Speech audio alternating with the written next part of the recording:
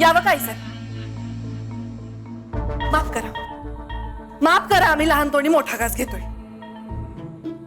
आम्ही या जगात सगळं काही सहन करू शकतो, पण आमच्या कुंकवाचा अपमान सहन करू शकत नाही. आमचे हे म्हणजे साधा भोळा शंकर आहे, तो शंकर. ना कशाची लालूच, ना कसली अपेक्षा. गेले होते की नाही? इथलं सगळं सोडून अंगाला राख फासून निघून गेले होते की नाही? पण आमचं मंगळसूत्र घट्ट आणि कुंकवाचा रंग स्ट्रॉंग आहे म्हणून परत आले. अख्ख्या ढाले पाटील घराची जबाबदारी घेतली खांद्यावर. आणि बदल्यात काय मिळालं? धाकट्या भावाकडून अपमानाचं विष. नाही हो नाही, सहनच होत नाही आता आम्हाला हे. आमचे हे एक बघतोय तो. सकाळपासून साधं दूध घेतलं नाही यांनी आम्हाला तिथून बाहेर जायला सांगितलं ना, म्हणून आई साहेब, म्हणून वाचलोय आम्ही. नाहीतर रणजित भाऊजी तुमच्या समोर असं वागलेत हे बघून ना आम्ही धरणी मातेला सांगितलं असतं की बाई आत्ताच्या आत्ता आम्हाला पोटात घे. राजश्री, एवढे इमोशनल व्हायची काही गरज नाही. असं कसं म्हणताय तुम्ही? अहो कोण कुठली पोरगी ती? हाय एवढी पण बोलती किती? आम्हाला कळलं तुमच्या समोर उलट बोलली ती. नाही नाही, आम्ही सहनच करू शकत नाही. अंगाची अशी लाही लाही व्हायला लागली आमच्या. आम्ही तिथं असतो ना तर तिथल्या तिथं हिसाब क्लिअर केला असता आम्ही. तुम्हाला काय वाटतं राजश्री, आम्ही ते करू शकलो नसतो? अहो मग का नाही केलं? का नाही केलं? का गप्प बसलात? आईसाहेब भाऊ, ती पोरगी आपल्या रणजित भाऊजींना स्वतःच्या तालावर नाचवतीये. हे बघा, तुम्ही वेळीच रणजित भाऊजींचे कान पिळले पाहिजेत, नाहीतर तुमचं पण ऐकायचं नाही तो ते. हे सगळं वेळीच थांबवलं गेलं पाहिजे ना आईसाहेब. तर तुम्हाला लवकरात लवकर पावलं उचललीच पाहिजेत. त्या पोरीला पागुंदाचा रस्ता दाखवलाच गेला पाहिजे. झालंय का तुमचं बोलून? बरं काय साहेब, ती पोरगी घरात राहिली की नाही तर मुद्दा रिपीट होतोय तुमचा, म्हणजे तुमचं सांगून झालं. तुम्ही आता आमच्या खोलीतून जाणं मस्ट.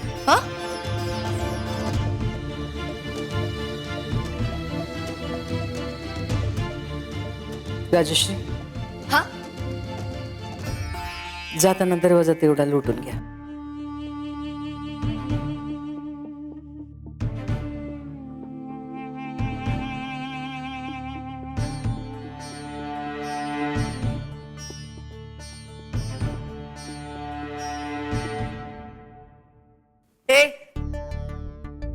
दुतोंडी मांडूळ, रंग बदलू सरडा आहे सरडा. झालं? आलात समोर? शिरला तो आकड्यात? आम्ही नाही हं? तू शिरतीयस आमच्या वाकड्यात. वहिनी साहेब, काय सुरू आहे तुमचं? लढाई, समोरासमोरची लढाई. लढाई ही अशी भरल्या घरात? हा, का? आवडत नाहीस आम्हाला म्हणून. पण असं कसं चालेल? आपण एका घरात राहतो, आपण एकमेकांना आवडून घेतलं पाहिजे, समजून घेतलं पाहिजे. आता मी नाही का तुम्हाला आवडून घेत? आपल्यात लई फरक आहे. तू पान बुंद्याची आहेस आणि आम्ही डोंगर कडाच्या. हाय आयडिया आहे मला. नसते आयडिया ठेवत जाऊ नकोस. तुझ्या या लपछपीमुळे आम्हाला अजून किती नामुष्की सहन करावी लागणार आहे ग. सतत काहीतरी कांड करत असती आणि ते कांड समोर आलं की सगळ्यांना त्रास होतो का आमच्या घरातल्यांना. पण आता आम्ही ठरवले, हा त्रास कुणालाही सहन करावा लागू नये म्हणून आम्ही आयडिया काढलीये. हो पण संजीवनी रणजितराव ढाले पाटील, सुपरसॉनिक चॅलेंज आहे तुझ्यासाठी. आजपासून तुझ्या आयुष्यात जे काही होईल त्याला फक्त एकच व्यक्ती जबाबदार असणार आहे, राजश्री अजितराव ढाले पाटील.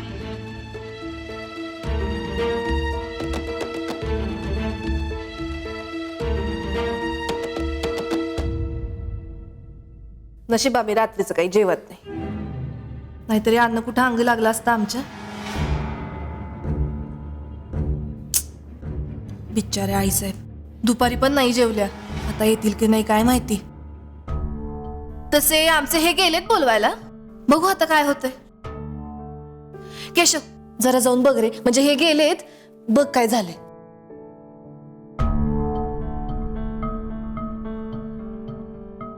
आल्याच. केशव दादा, आईसाहेबांचं सूप घेऊन या की.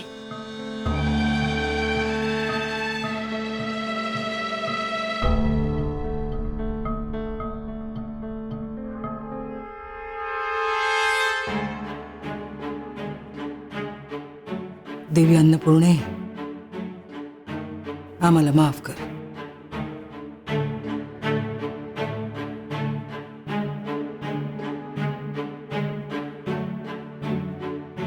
आईसाहेब, अहो असा निर्णय घेऊ नका. आधीच तुम्ही जेवला नाहीत. आईसाहेब, आपण जर अन्न ग्रहण केलं नाही तर आम्ही दुपारचं एक वेळचं जे जेवण घेतो ते सुद्धा आम्ही बंद करू. अहो आईसाहेब, अहो या वयात तुम्हाला जमणार आहे का उपास बिपास? कोणी काय बोलायची गरज नाही. आम्ही ठरवलंय आजपासून आम्ही काही खाणार नाही.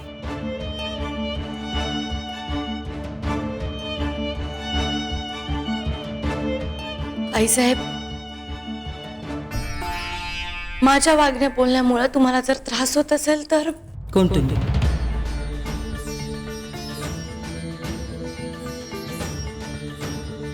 आमच्या मुलाची बायको असाल, पण आमची सून असण्याचा जो मान होता तुमचा, तो तुम्ही केव्हाच गमावलाय. आत्ता या क्षणी तुमचं अस्तित्व आमच्या देखील शून्य आहे. साहेब, माझं चुकलं असेल तर मी माफी मागतो. रणजित, केशवसुतांची वातचक्र कविता आठवते का तुम्हाला? काय? वाग्देवी गे दे शब्दाते, भोवऱ्यात या फेकून त्याते, जरा जाऊ दे निज धामाते, नरे मळविले तेजते पूर्वी होते जे त्यात, म्हणून शापना आता मारी, म्हणून शापना आता मारी, आशीर्वचना आता तारी, तर गर गर गर त्यास चढू दे ताजे व्हाया स्वर्गात, नरे मळविले तेजते पूर्वी होते जे त्यात. केशवसुतांनी यात शब्दाबद्दल आपले विचार मांडलेत, माणसांनी मळवलेल्या शब्दांबद्दल. सॉरी, माफी असावी, क्षमा, हे शब्द सातत्याने वापरले ना रणजित, तर त्यातली ताकद कमी होते.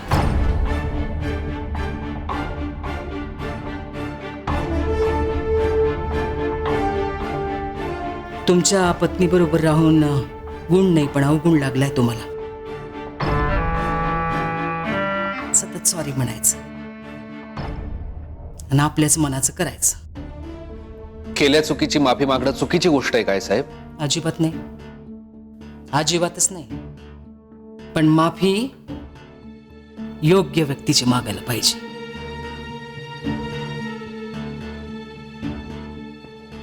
आणि नुसती माफी मागून उपयोग नसतो रणजित, चूक पण सुधारली पाहिजे. आईसाहेब, असं करू नका. तुम्ही खाऊन घ्या, तुम्हाला त्रास होईल. आमची जी काही चूक झाली आहे हे माफी मागतील त्याची. खरं का? ऐकतील तुमचं. रणजित,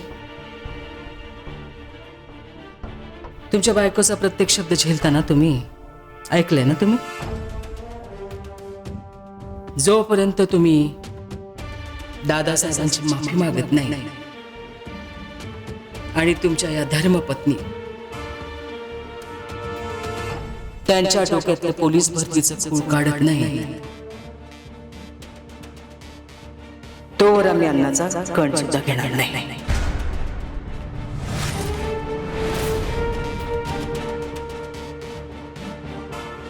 आई साहेब, तुम्ही हे चुकीचं करताय.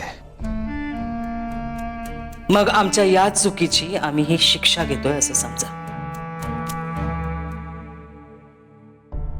आईसाहेब, आईसाहेब, आईसाहेब, आम्ही पुन्हा एकदा हात जोडून नम्र विनंती करतो, तुमचा हा निर्णय मागे घ्या.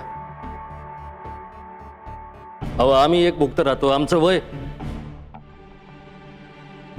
आम्ही रणजितरावांना माफ केलं.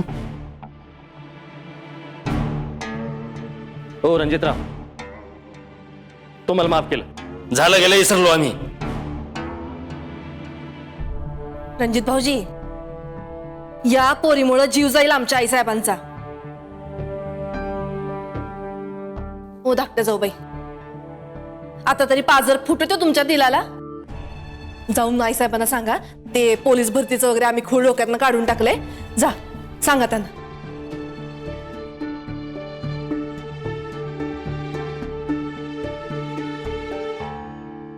आईसाहेब, संजू, अगं कशाला बोलतीयस? आईसाहेबांच्या लेखी तुझी किंमत शून्य आहे. तुझं अस्तित्वच नाकारतायत त्या. नको बोलूस. रणजित भाऊजी, 9 महिने पोटात वाढवलंय त्या माईनं तुम्हाला. 10 दिवस. 9 महिने 10 दिवस. अगं ये बाई, जरा वेळ काळ समजून वागावं.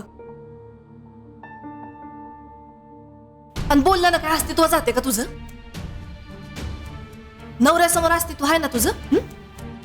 कन्व्हिन्स मार की त्यांना. ओ रणजित भाऊजी, अहो काय नाही होत एवढं. ग्रॅज्युएशन करून माती खाल्ली तिनं. आता तिला सांगू दे आईसाहेबांना ते काही पोलिसाचं वगैरे आम्ही खूळ डोक्यातनं काढून टाकलंय. सांगू दे तिला. ए बाई जा बाई, आईसाहेबांकडे जाण सांगून टाक. जा जा जा.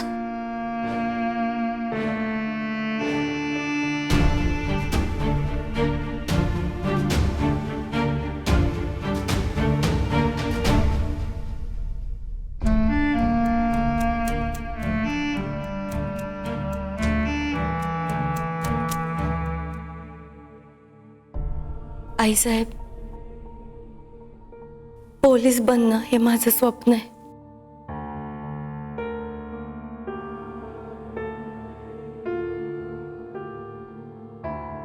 मी तुमची वर्दी तुम्हाला परत नाही आणून देऊ शकत, पण मी माझ्यासाठी तर वर्दी मिळवू शकतेच ना. मला या घरात वर्दी हवी आपल्या प्रेमासाठी.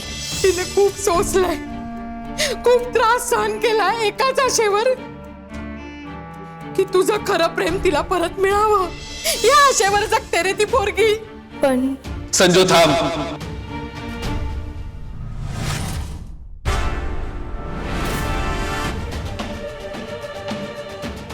तुमचा निर्णय कळला.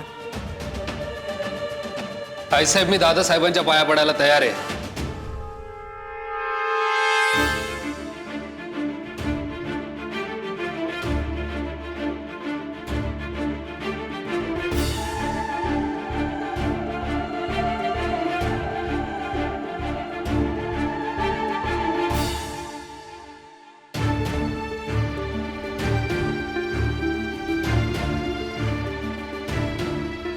मी यांच्या पाया पडायला तयार आहे, पण ते फक्त यांच्या वयाचा आणि नात्याचा मान ठेवायचा म्हणून. न केलेल्या चुकीची मी माफी मागत नसतो, कारण मी पाया पडून त्यांना तात्पुरतं बरं वाटेल, पण त्यांचा भ्रम कायम होईल की मी बरोबर आणि रणजित चुकीचा, जे होणार नाही. आईसाहेब, माफ करा, पण अत्यंत आदरपूर्वक तुम्हाला सांगतोय की तुम्ही तुम्हाला हवं ते करू शकता, पण असं इमोशनल ब्लॅकमेल करून संपूर्ण घराला वेठीस नाही धरू शकत. हे तुम्हालाही कळणं मस्ट आहे. आणि राहता राहिला प्रश्न संजूच्या इन्स्पेक्टर होण्याचा, तर ते तिचं खूळ नाही, तो तिचा ध्यास आहे. आणि संजीवनी इन्स्पेक्टर होणार हा माझा शब्द आहे, आणि या शब्दाला वजन संजीवनी रणजित ढाले पाटीलच देईल.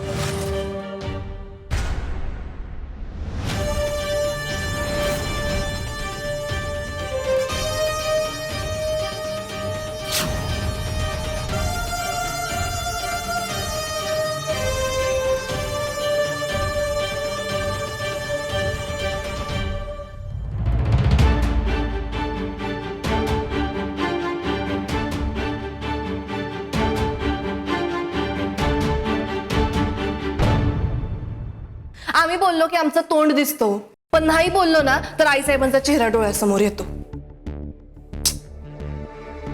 बिचारे आईसाहेब.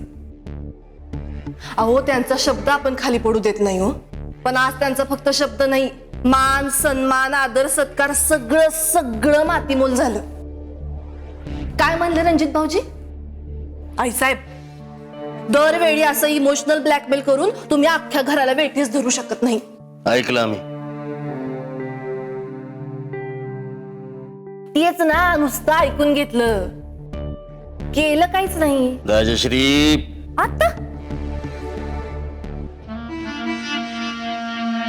आता तुम्हाला कळलं असेल ना, तुमच्या धर्मपत्नी राजश्री अजितराव ढाले पाटील यांना लई लांबचं दिसू शकतं. आणि फक्त लांबचं दिसू शकत नाही तर पुढे जे काही महाभारत लिहून ठेवलं की नाही ते आता इथं बसून कळू शकतं. पण आमच्या नवऱ्याला विश्वासच नाही, ऐकूनच घ्यायचं नसतं त्यांना. राजश्री, हा, आमचंच नाव घ्या. आता आमचंच नाव घ्यावं लागणार आहे तुम्हाला. सांगितलं होतं रणजित भाऊजी जोपर्यंत पुण्याला आहेत तेवढ्यात त्या पोरीला घराबाहेर काढा, पण नाही ऐकलं तुम्ही. तेव्हाच जर त्या पोरीला घराबाहेर काढला असता ना तर ही वेळ आलीच नसती. रणजितराव बोललेत, त्यांची बायको नाही. हो नाही, तसं नाहीये ते. रणजित भाऊजी त्या पोरीच्या हातचा भावला आहे, भावला. तिनं रूम बंद चावी देऊन आणलं होतं त्यांना, म्हणून एवढं तणक्यात बोलले रणजित भाऊजी सगळ्यांसमोर. चावी संपली, गप्प बसले आणि ताडताड निघून गेले.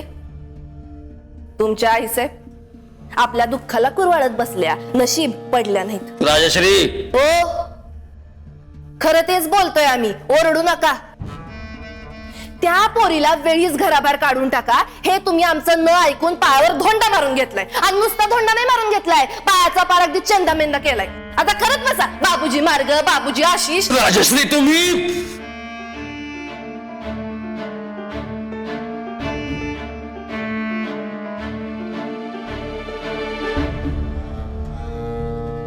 काहीच केलं नाही. चला, म्हणजे आमचं म्हणणं पटतंय तरी.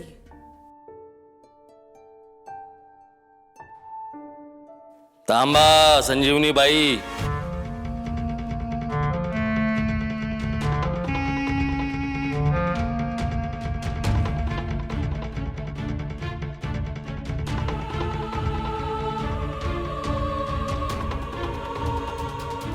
तुम्हाला आम्ही सांगितलेला घोडा आठवतो का?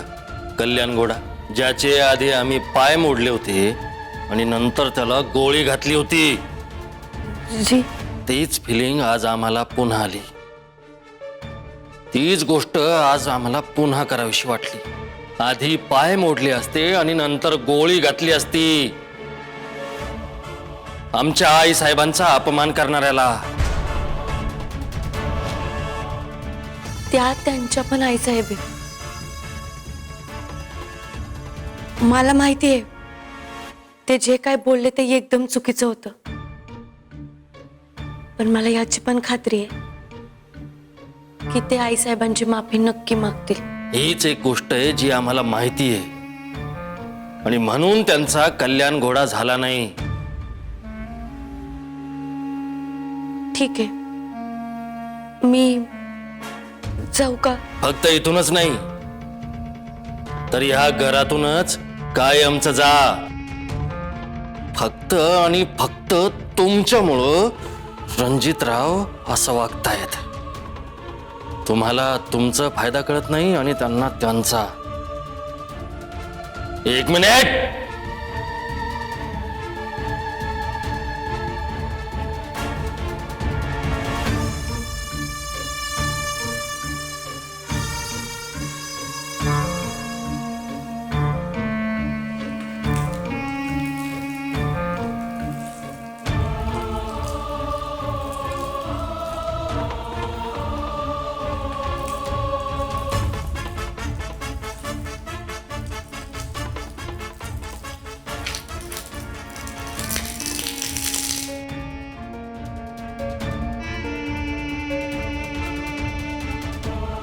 आम्ही तुम्हाला जायला सांगितलं होतं.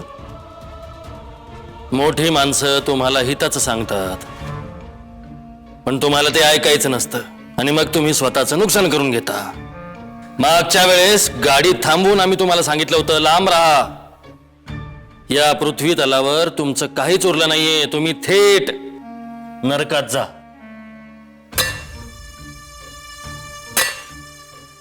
पण तुम्ही ऐकलं नाही.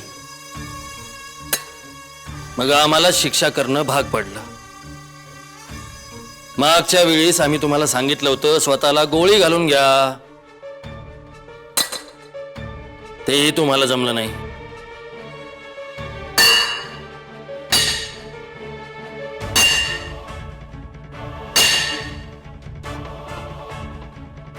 आता आमच्या पद्धतीनं तुम्हाला शिक्षा करायची वेळ झाली.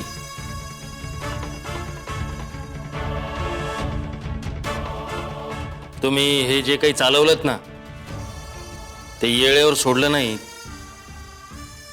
तर आम्ही तुमचा गळा दाबून तुम्हाला मारून टाकू.